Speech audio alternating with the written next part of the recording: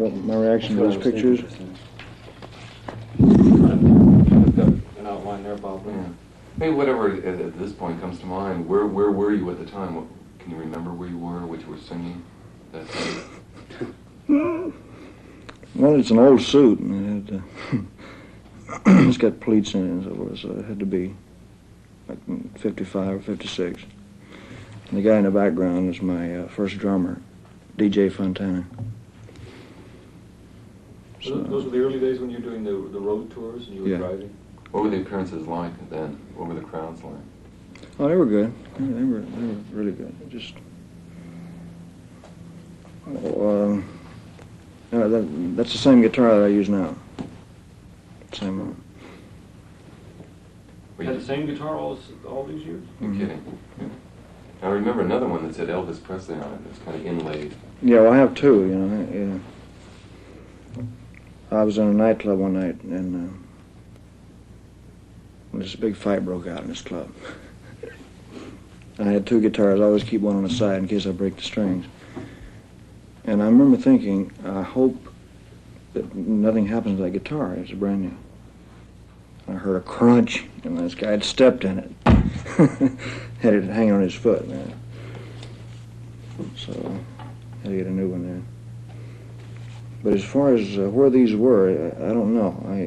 You just had a small group with you, no? Yeah, I had a lead guitar player, a bass player, not an electric bass, an upright bass, a guy named Bill Black, and the drummer. That was it. Were you doing one-nighters then? Mm-hmm. Doing one-nighters, and I was working in Shreveport, Louisiana. You know, that looks like a boom mic up there, so it might be one of the early TV shows. And on this one here, I think somebody goosed me or something. I see that hand back. Yeah, the guy had a guitar on like that. What was your sound like in those days?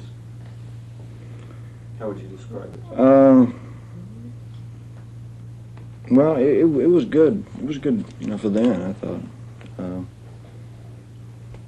The guys were good musicians. They were with me from the time I made the first record. They were called in by the guy that I started with, Sam Phillips, on Sun Records.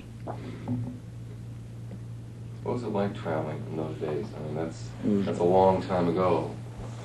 How would you sleep? We slept in the back of a car. And, you know, we'd do a show and we'd get off stage and get in a car, drive to the next town, and sometimes we get there just in time to the show. Wash up. You know, the next day the same thing? Or? Mm-hmm. What were the security problems like then? We had to learn that over a period of time. You know, I got caught in some pretty good crowds. The fans have always pretty much been the same, though, right? Large audiences and the same anticipation before and after. I mean, large numbers of people. It was always exciting. As far as the numbers of people, we had to go according to the buildings, you know. And when I first started out, they didn't have the buildings that they have now. You know, like I'd play like the Fox Theater in Detroit. It didn't hold that many people, so I'd do 6 or 7 shows. They'd show a movie, and I'd come on to a live show. Oh, really? Yeah, they'd show a movie, and I'd do the show. Was that the days when you had a lot of acts in the same show, too? Mm-hmm. Yeah, I was... What kind of people were on the show? Well, it was mostly people from the Grand Ole Opry at that time. I was extra added attraction, you know, on the show. At that particular time, other than Frank Sinatra, I can't remember anybody who had wild, screaming crowds up until that point. Were you prepared at all for that possibility? No, I wasn't. The first time it happened, the first time that I appeared on stage, it was a charity thing. It was a place called The Shell. And when I left the stage, they were yelling and screaming and so forth. I did 2 songs. And it scared me to death, man. I didn't know what I'd done. The manager backstage, I said, what'd I do? He said, well, whatever it is, go back and do it again. So I went back out. I did the same thing again. I really didn't know the yelling was about, screaming. I didn't realize that I was moving, my body was moving or anything. It's a natural thing to me, you know. It was not a conscious thing at all. No, I wasn't even aware. It was just the rhythm. And the guy that played bass for me was he could slap the bass, a double leg, you know. It was really a wild sound. It was like a jungle drums or something, you know, that nature. So we enjoyed it, you know. We enjoyed it on stage, but it was very wild. And we had to. Where's this? I don't know where that is. It's outside. Seattle. Seattle. In Seattle. Mm-hmm. We did a lot of outside concerts, but one of the bad things about outside is you lose your sound. Sound goes up. Well, I guess in those days the only big places that hold that number of people were outside, right? Football stadiums and baseball stadiums, things like that. But you never knew what to expect, huh? No. Like, how would you, we know what the security is like now and how you arrive at a big arena. How would you come in those days? Now you've been through an experience of having been scared by the reaction. What would you start to do? How would you arrive at the stadium? As quietly as possible. But it was pretty well. I like the excitement and everything. It was. Have the fans changed, Elvis, over the years? I don't think so. You know, I think I see people of all different ages and things out there. You know, and if I do something good, you know, they let me know it.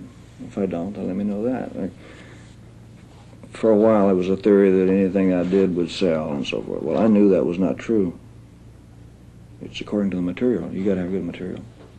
So Whether it's a song, a script, or whatever, it's got to be good. Or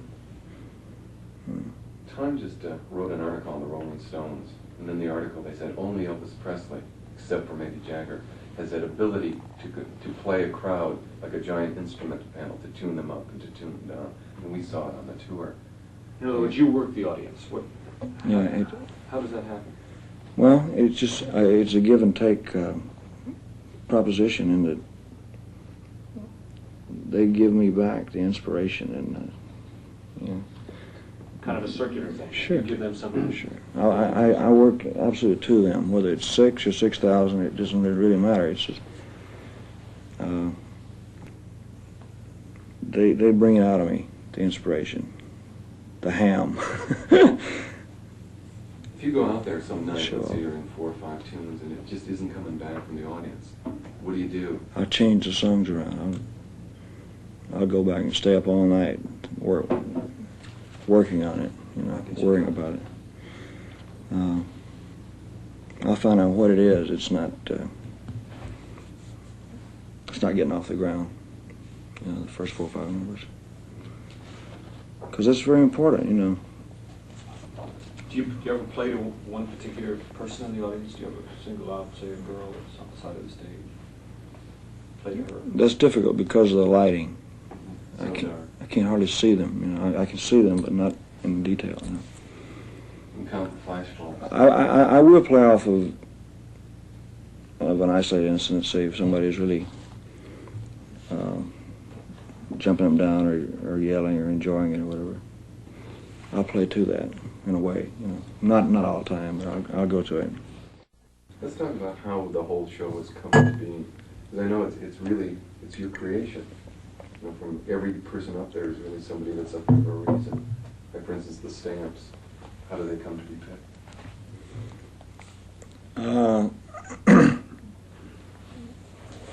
I just want a male gospel quartet on stage with me for background. So I simply find out who's doing the best at that particular time. Some of the best voices in the world are in that type of music, but you don't hear about them that much. So I had known J.D. Sumner from the time he started to work for this group called the Blackwood Brothers in Memphis. And a group that worked for me called the Imperials had a contract with somebody else. And when they left, I had to replace them, and so we called J.D. Sumner, and he told us about the Stamps, you know.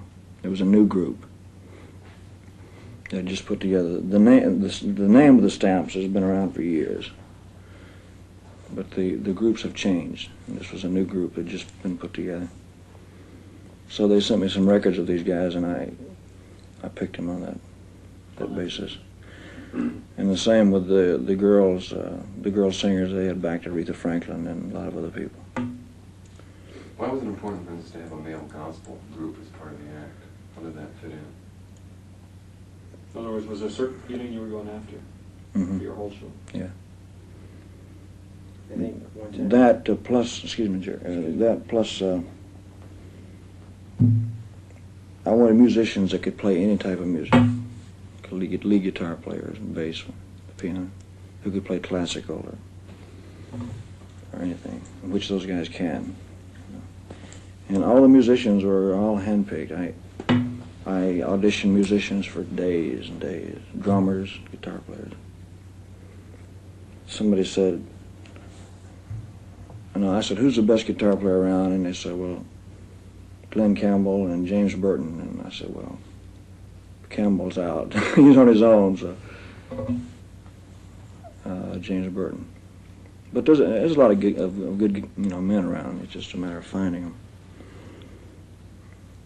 But they all just fit in, and fortunately they knew most of my songs. You know.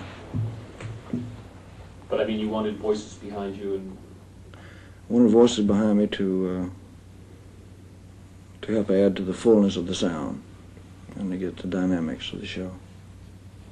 And the same on the tour. Why did you want to have a full orchestra?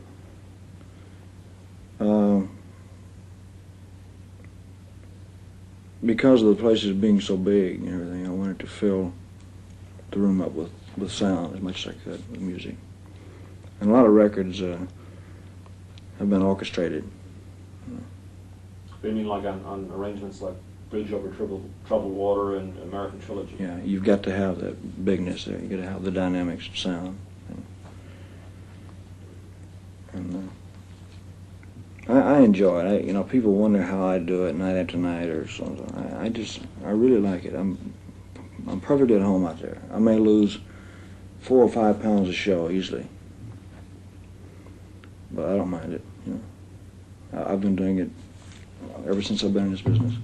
And how do the one-night stands feel? I mean, from city to city to city. Oh, that's exciting. Used to traveling around and going to the shows and checking it So a piece of and having them say, "Oh, I knew you from 50 years ago," and I wasn't around 50 years ago. Remember that piece of film that we saw today? What was it, 1968 or something like It's that? from the top 10 outstanding young Americans. 10 Outstanding Young Men Awards. Oh, Remember what you said? The JCs there? Very short. I was so nervous. And you made a speech then, right? Yeah, it's a different ball game when you're going out to sing and you're going out to make a speech. And I had nothing prepared. I was going to go out and just ad-lib it. But when I first started talking, my voice was so high. I sounded like somebody else, It was way up here in this registry. God.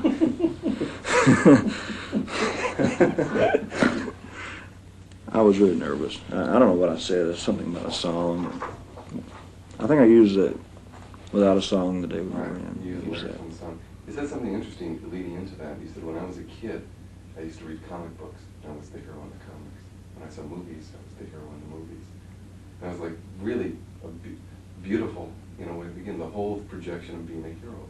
Suddenly, you've grown up, and you are a hero. Now there are kids sitting at home. You had the line, "Everything's happened to me 100 times over." Yeah.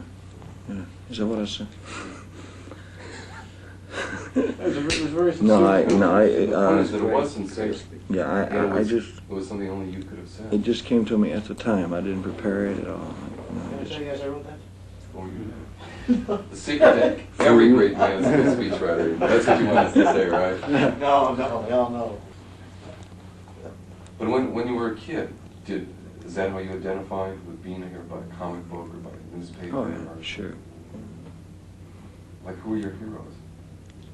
Just any and everybody that did anything. Just it's the same today. You know, I watch people who excel in anything, whether it be sports. I'm not a golfer, but I watch the top golfers. Tennis players, the chess players. I admire anybody who can do anything of that nature. You know. When did you first feel that you wanted to be a singer? Did you have it? When I first realized I could sing, and at about 2 years of age, I found myself singing. I mean, I was singing, and people would listen to me around the housing project where I lived. And as time went by, I was about 8 years old, and they entered me in a talent show. I wore glasses. Had no music, and I won. I think it was 5th place in this talent contest, this state talent contest. I got a whipping the same day. My mother whipped me for something. I wanted to ride. Destroyed my ego completely. But I would sing like in church, my mother and father. But when I was about 10 years old, they gave me a choice between a guitar and a bicycle. So I took the guitar and to watch people. I learned to play it a little bit. But I would never sing in public. I was very shy about it. You know? And in the 11th grade in school, they entered me in another talent show. Nobody knew I sang anything. I was singing around the apartment building where I lived. But they entered me in this talent show. Can I do what? The Colonel Story. That's the Colonel sequel Story? to this, yeah. I don't know. Because King. And your sideburns. Sideburns. There were some truck drivers, believe it or not, that drove big diesel trucks and so forth across country, and I don't know, they had scars on them. They were wild-looking guys. So I used to lay on the side of the road and watch these guys drive these trucks. And when I was old enough to grow sideburns, I grew them. You know, I got criticized a lot for them, kicked off the football team and so forth. You were different than most of the kids in it, right? I mean, you dressed differently, you know? Well, I suppose so by normal standards, but it was just something I wanted to do. I wasn't trying to be better than anybody else. Let's go back to the 11th grade talent contest. What happened? Well, I wasn't, like I said, I wasn't popular in school. I wasn't dating anybody at that school.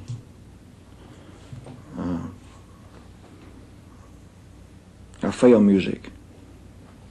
I was taking music. I flunked music, just flat. Man. Whew. F. Only thing I ever failed. And they entered me in this talent show.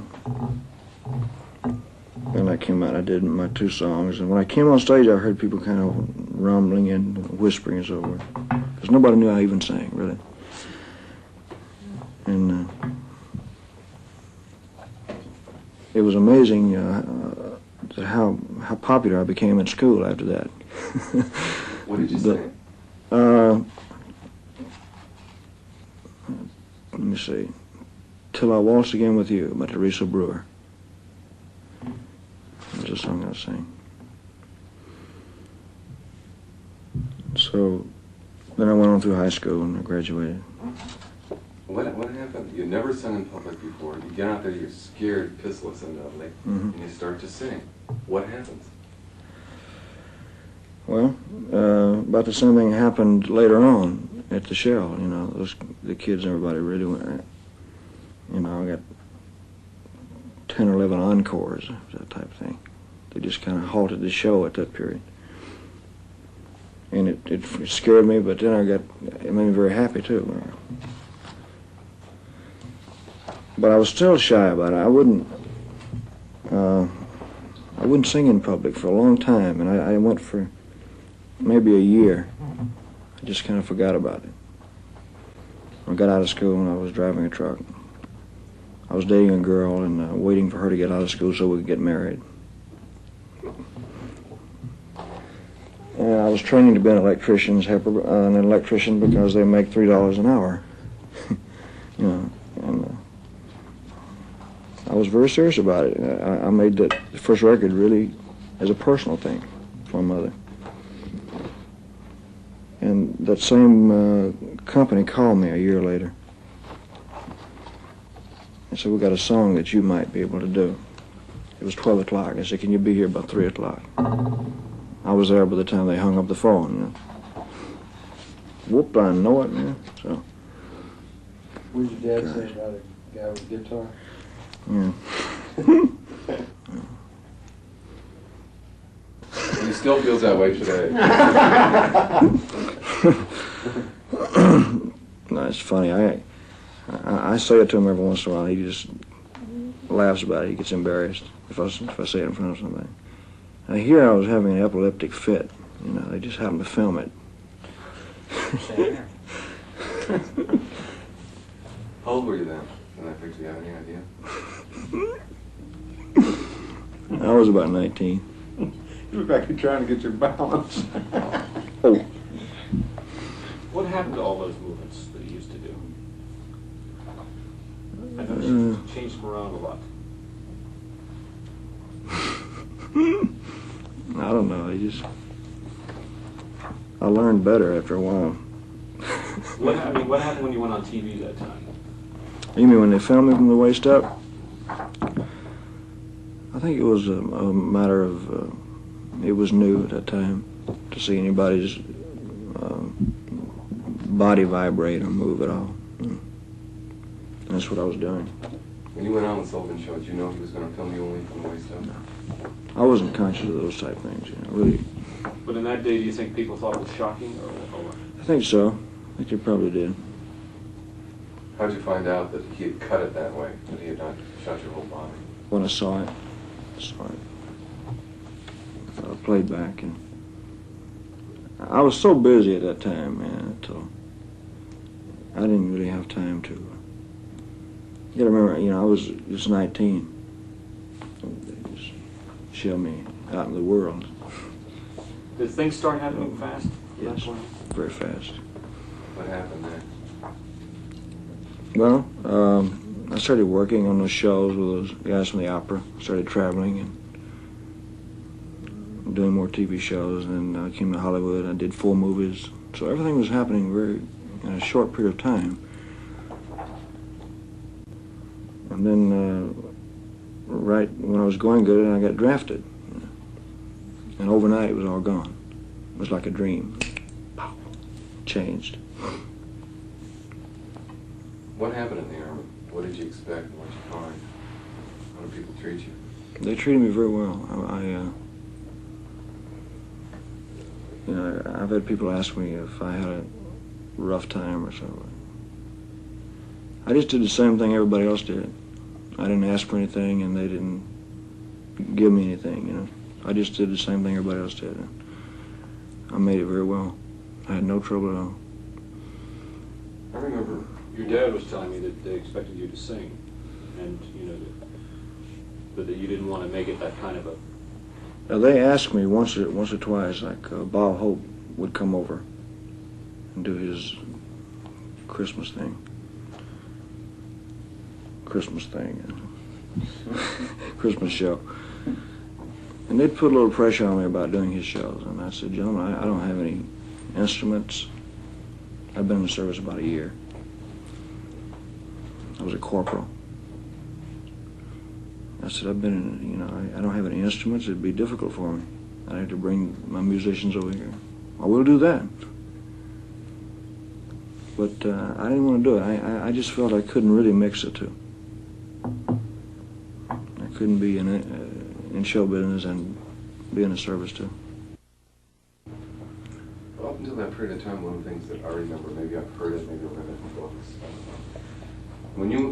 and I remember from my own experience, I remember being really pissed off at you because the girls that I was going to high school with, that I dug, all were in love with you. That son of a bitch, he's got that, you know. Well, I had the attitude of screw you, you know. That's what I wanted to do. All is fair in love and war, Jack, you know. Oh, when we were doing the girl in the red? Yeah, I mean, no, about the guy who was sitting there with his wife. Oh, yeah, in Buffalo. In Buffalo. It was in Buffalo. Yeah, it was in Buffalo. Was it? Yeah. Oh, I don't know if I can do the accent, the Buffalo, New York accent probably.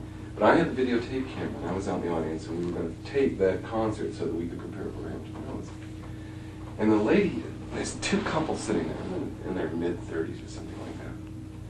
And the lady is saying, "Oh, I'd give anything if I could just get up and touch him, or maybe he'll kiss me." And he said, "You ain't going up on that stage. You get out of the seat. We screw." You know, and she says, "Oh, if I could run up there and just kiss him, it would be just..." And he said, "Myrtle," he said, "you get out of this seat and you find yourself another husband. You touch that son of a bitch and we're through." And I said, "Why am I not filming this?" It was beautiful, and they were sitting right behind me.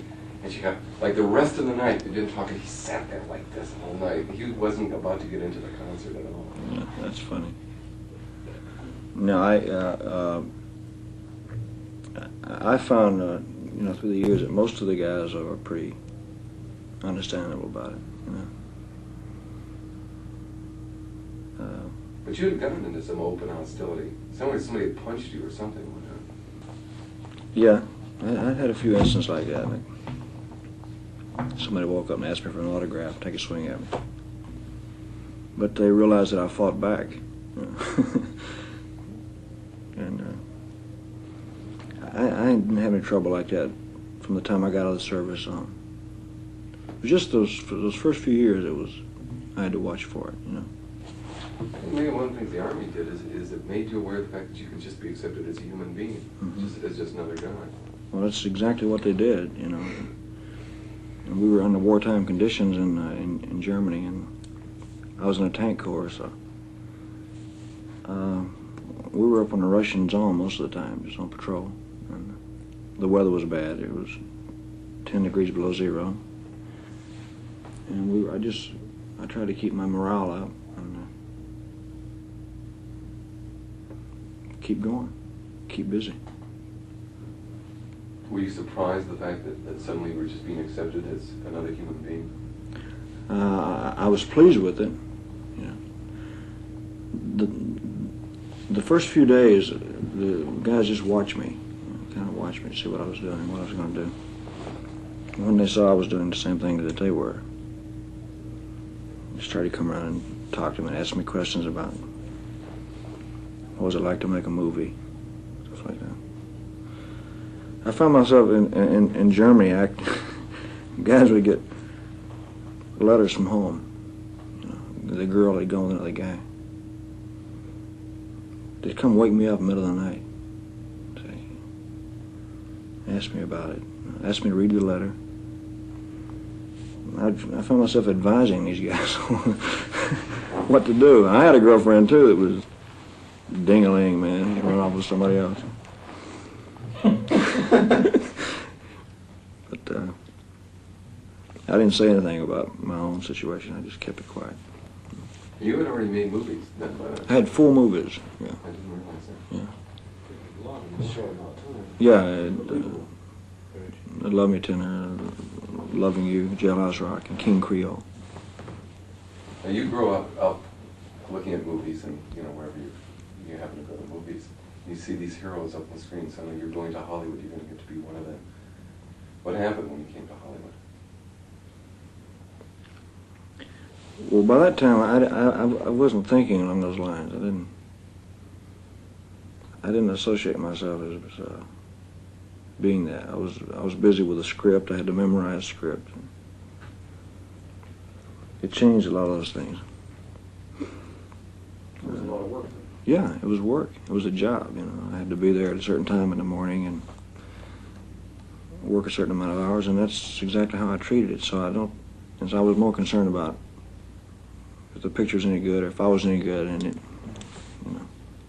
There were a lot of action movies. There were always, when you were driving a car or you were Yeah. doing something. You know, a lot of people, there's like 32 movies that have gone, you know, through it one time or another. A lot of people say, I've heard say, oh, he doesn't give a shit, you know, about his movies. He makes all those movies and they just kind of grind them out. I think I've heard the same criticism. You know, I remember we were talking about Robert Hilbert. Like he did, I don't know what he was looking at, but he says, Elvis, we know different. That's one of the things we want to accomplish in this film. Mhm. He really cares about when he goes on stage. He really cares about the movies, good or bad. The point is that you care about those films. You care if they're not good. Yeah, You I cared so much until I became physically ill. I would become violently ill. You know. I'd get a temperature or something would happen to me. What would concern you at the time about the film? What would make you ill? The fact that I didn't, at a certain stage, I had no say-so in it. I didn't have final approval of the script, which means that I couldn't say this is not good for me, or whatever.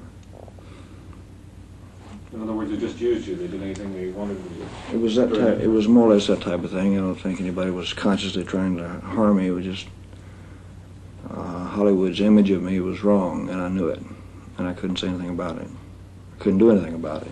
I'd be right into production. I was doing a lot of pictures close together, and the pictures got very similar. A lot of them got very similar, and they, you know, if something was successful, I'd try to recreate it the next time around.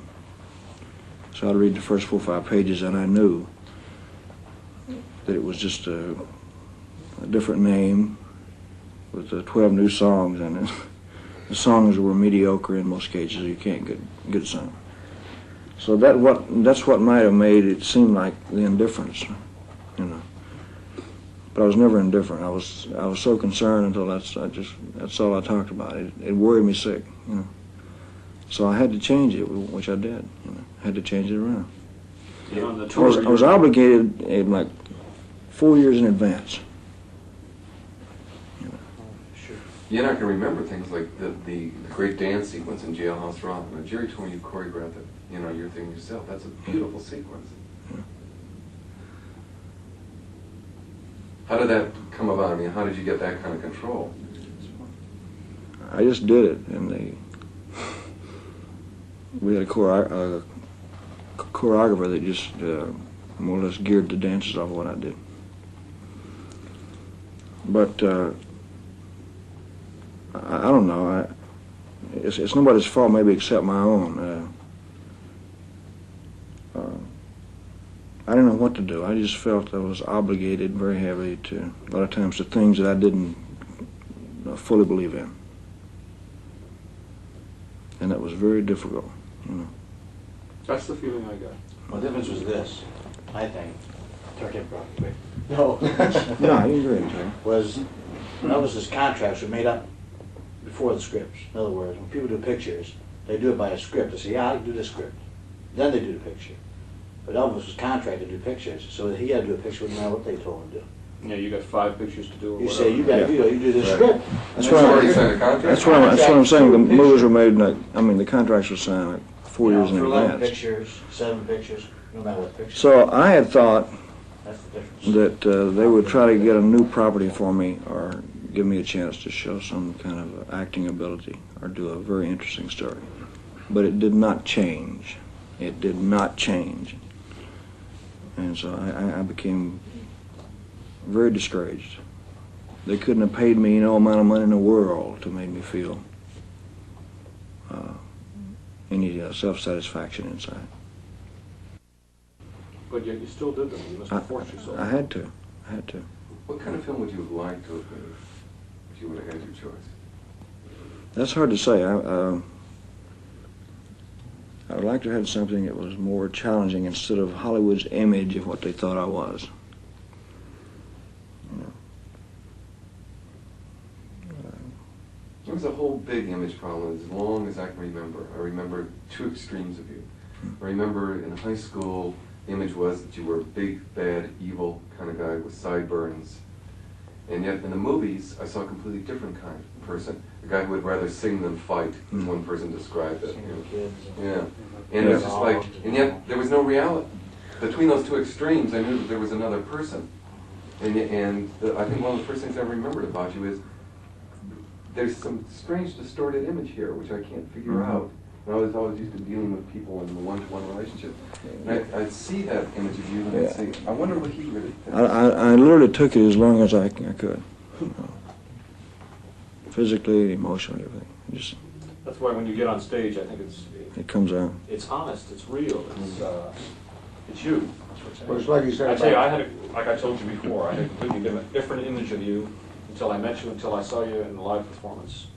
And I think a lot of people do. It's too bad the medium is like that. Well, no, not all the movies were that bad. In between, I would do something that was entertaining to people, with just a pure entertainment nature. So, like Tickle Me or something like that, I would do. And they work well on television. A lot of people still watching. Sure. My sister. But it got to be a thing also of 10 to 12 songs in a movie. It was very difficult to get good material, and I know good material when I hear it. See. Songs had to fit situations, and I had to gear down to that particular thing, like sing to a dog, or It's hard to see a situation on a record. Remember this, on the Steve Allen show, they had you singing to a hound dog. Yeah. That's probably what it's doing. Yeah, that was Steve Allen's humor, and Actually, Steve, to me it was about as funny as a crutch. Again, I had to do that. actually, no, we'll be sure. There you go. He's been one of the few people who've been really very helpful to us. We've sent him a letter and said we'd like to get a tape of an early Elvis TV show. And we've been jerked around by Ed Sullivan.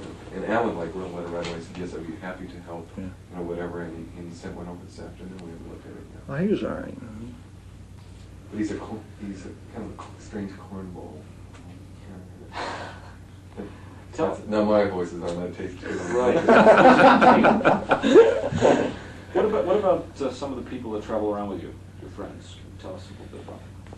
Well, I could tell you a lot about them, but he would ruin them all. I'll sue. No, I have to have people to work for me that handle the things of a personal nature. Personal travel, wardrobe, details, personal relations or public relations. I have to have people like that. And it's mostly people that I've known for years. And they know that they are representing me. So. People that you trust, then. Yeah.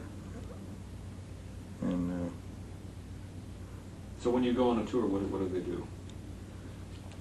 Well, they're all pretty well skilled in what they're doing. It's very important. The costume, the wardrobe has to be there. Has to be in good shape. So there are people assigned to that. The security is all very well planned out in advance. And I have to have people with me for security.